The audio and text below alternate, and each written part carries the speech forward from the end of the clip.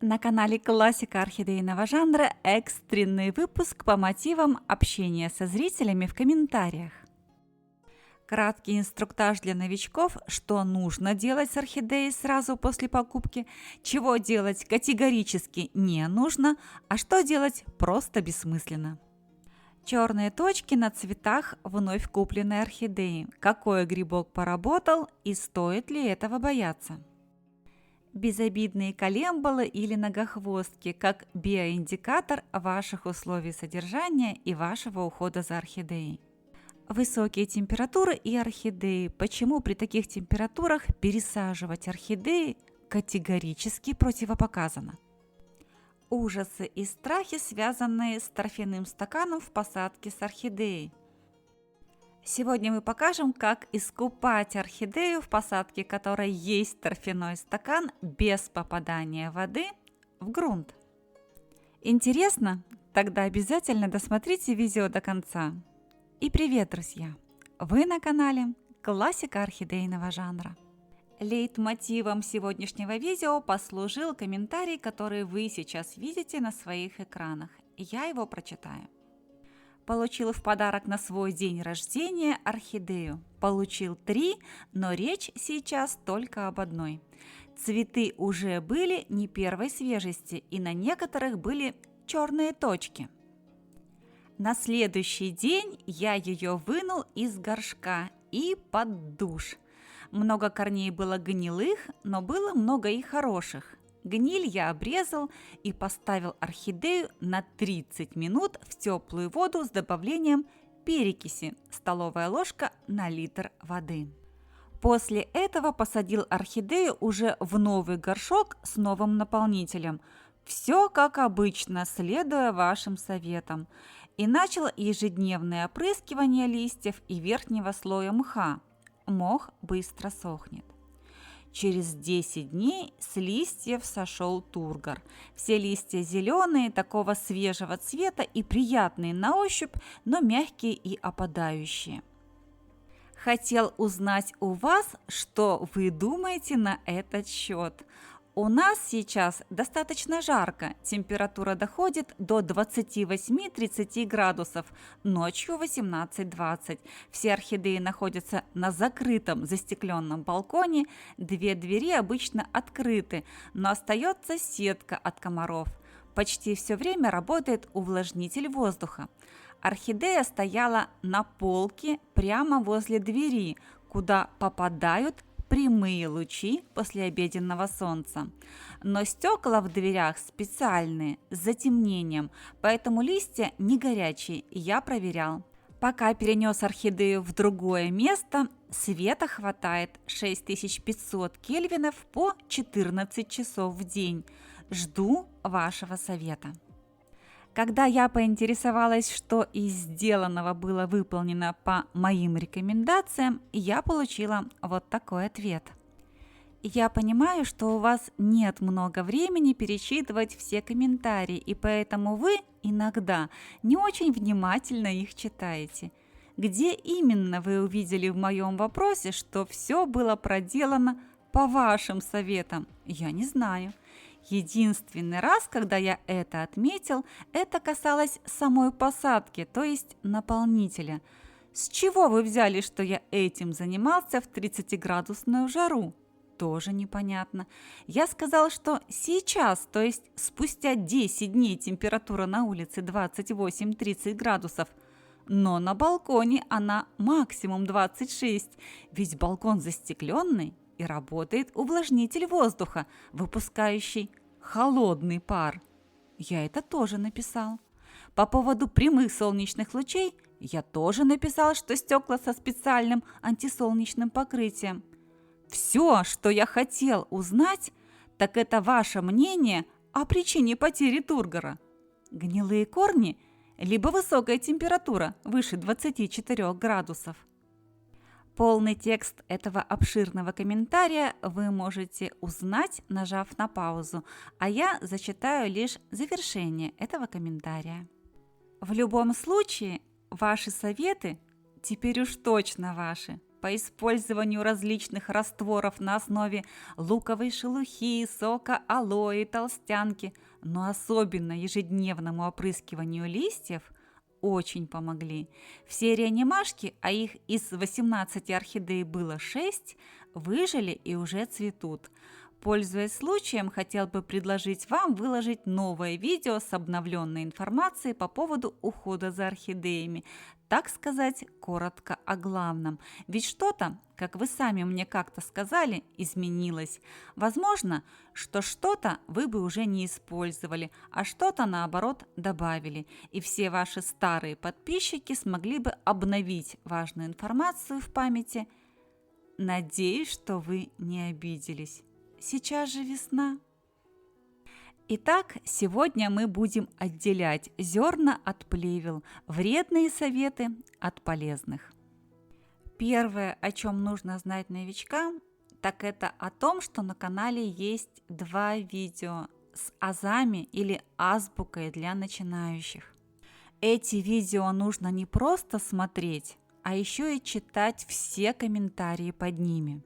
В комментариях зрители со стажем или с опытом делятся своими ошибками, которые они допустили в начале пути, в начале своего познания орхидей. И практически все в комментариях единогласно сошлись во мнении, что новичкам пересаживать орхидеи сразу после покупки категорически не следует. Особенно, если орхидея не в лучшем состоянии. Если у вас совсем нет опыта, а орхидея больна, пересадка такой орхидеи лишь добьет ее. Вы должны четко понимать, что не все то, что вы видите с экранов ваших гаджетов, доступно вам, ведь вы новичок. Если автор канала говорит вам, что он сразу пересаживает орхидею после покупки, делайте скидку на то, что у этого человека наверняка есть опыт. А у вас этого опыта нет. Для тех, у кого совершенно нет опыта, на канале тоже есть отдельное видео. Видео с инструкцией «Купили орхидею. Что дальше?» А дальше вы должны дать орхидее время для адаптации в ваших домашних условиях. Итак, вредный совет – пересадить орхидею сразу после покупки. Полезный совет – проделать в горшке с орхидеей большое количество вентиляционных отверстий. Отверстия можно проделать паяльником, прибором для выжигания или просто раскаленным гвоздем или отверткой. Отверстия будут способствовать равномерному просыханию субстрата и полноценному дыханию корней орхидеи. Внимательно осмотрите цветы орхидеи. Если вы пренебрегли правилам и приобрели поврежденное растение, то такие цветы вместе с цветоносами лучше удалить до первой меристемной почки. Возбудителем данного заболевания является микроскопический гриб ботритис. Споры грибка переносятся по воздуху, на руках, одежде и на других предметах по уходу за орхидеями. Наиболее уязвимой частью орхидеи для грибка является цветок. На цветах, а также на бутонах появляются мелкие, почти прозрачные пятна, наполненные светлой жидкостью. Через несколько дней пятна подсыхают, становятся коричневыми, вдавленными точками. Почему я не рекомендую приобретать такие растения, а если это случилось, то срезать такие цветы? Все дело в том, что наличие ботридиоза на орхидее, а ведь именно так называется данное заболевание, свидетельствует о низком иммунитете орхидеи и о неправильной агротехнике и содержании орхидеи до того, как она попала в ваши руки. Удалив цветы, вы уничтожите источник распространения спор, и уже новые цветы вашего домашнего цветения будут здоровыми и красивыми. Уже существующие коричневые пятна на цветах орхидей лечению не подлежат. Удалили, забыли и ждем нового домашнего цветения. А теперь вновь купленную орхидею можно искупать под душем для того, чтобы очистить устьичные щели на тыльной стороне листьев орхидеи, смыть споры грибка, механически удалить возможных насекомых-вредителей и их яйца. Как купать орхидею, если она не пересажена, если под основанием орхидеи все еще есть торфяной стакан? Переувлажнять субстрат вновь купленной и неактивной орхидеи действительно нежелательно. Поэтому купаем орхидею без попадания воды в субстрат, повернув ее боком. Спасибо Элине и Виктору за то, что показали новичкам этот процесс. После этого ставим орхидею на адаптацию в светлое и теплое место без резких температурных колебаний и ждем начала новых ростовых процессов, роста корней и листьев. И только когда орхидея проявила активность, то есть показала вам всем своим существом, что она адаптировалась на новом месте жительства, орхидею можно пересадить.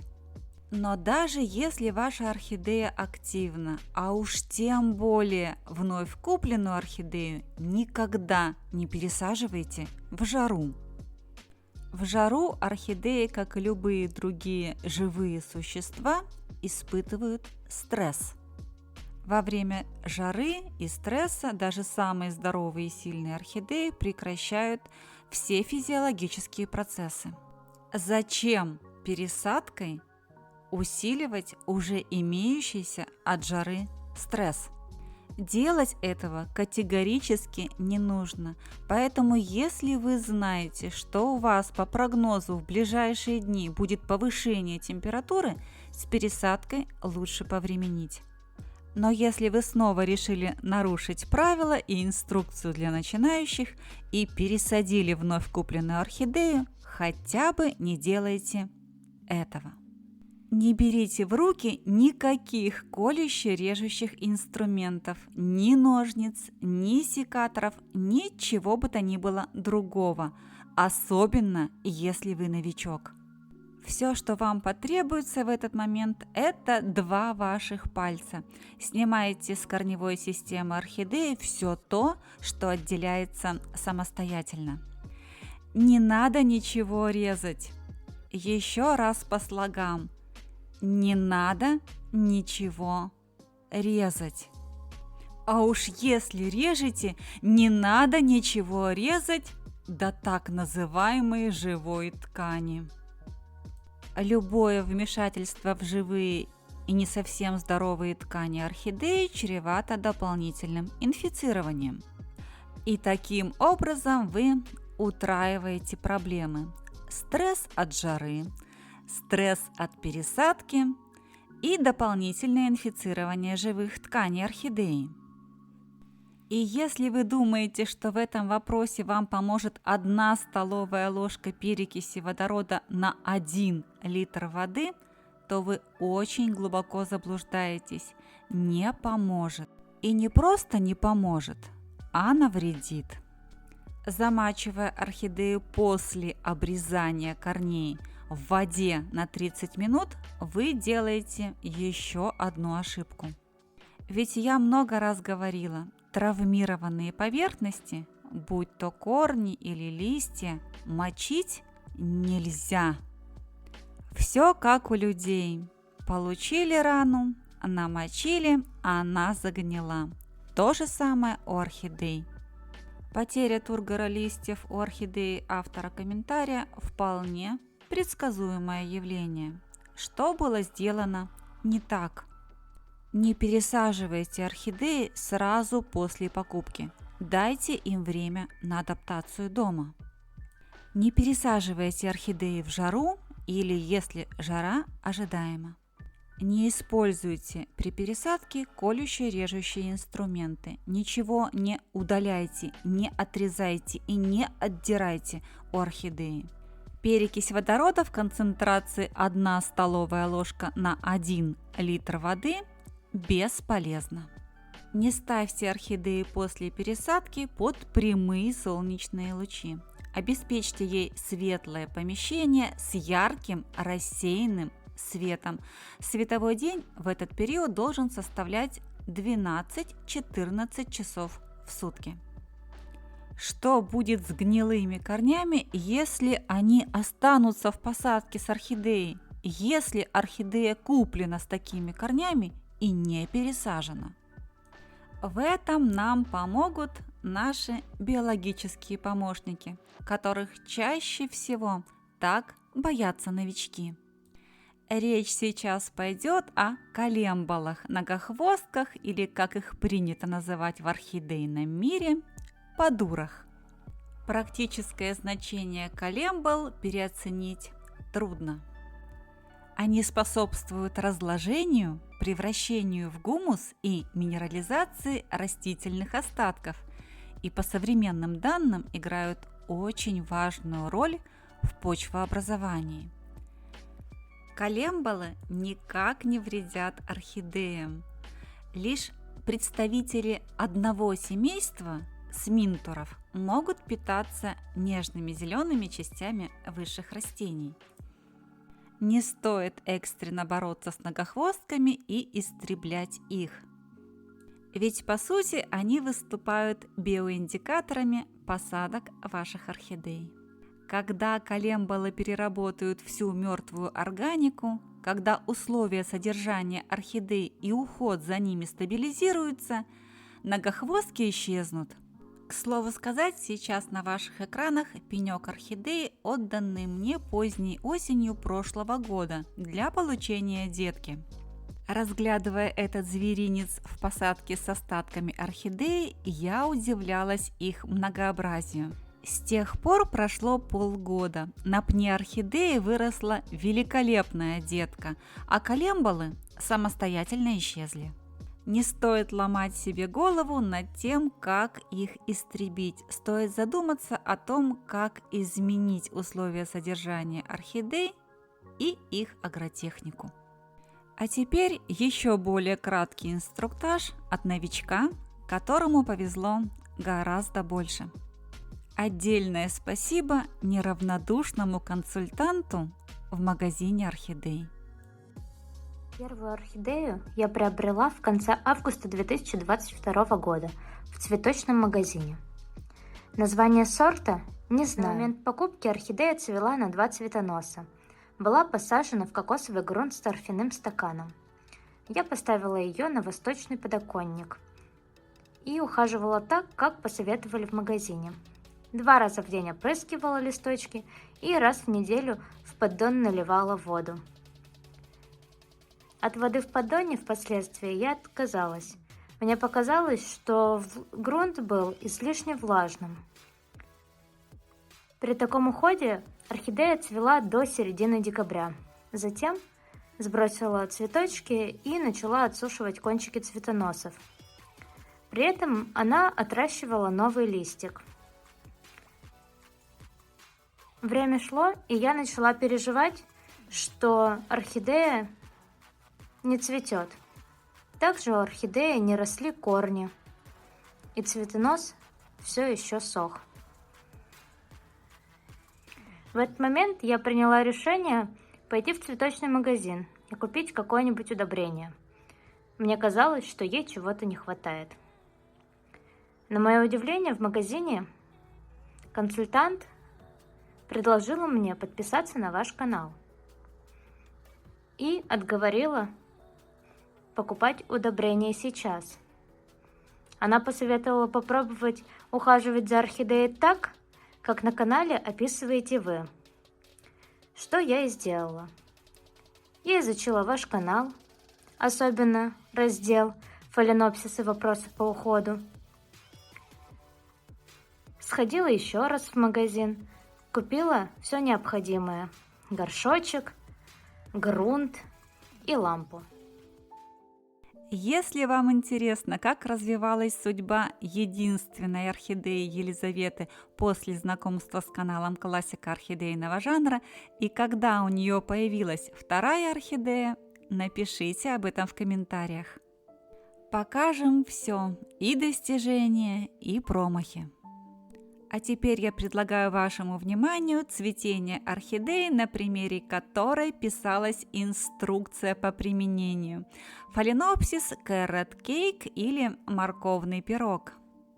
Купили орхидею. Что дальше? А дальше я не пересадила эту орхидею. Орхидея растет в покупном субстрате вот уже 1,5 года. И вот так цветет. Выводы делайте сами, а пока вы их делаете, я напомню вам, что 21 минуту вы провели на канале «Классика орхидейного жанра». И если вам понравилось это видео, если это видео оказалось для вас полезным, поставьте, пожалуйста, пальчик вверх под видео, подпишитесь на канал. Если раньше вы этого не сделали, жмите на колокольчик, чтобы первыми получать уведомления о выходе новых видео. И оставайтесь со мной, ведь впереди у нас много интересного.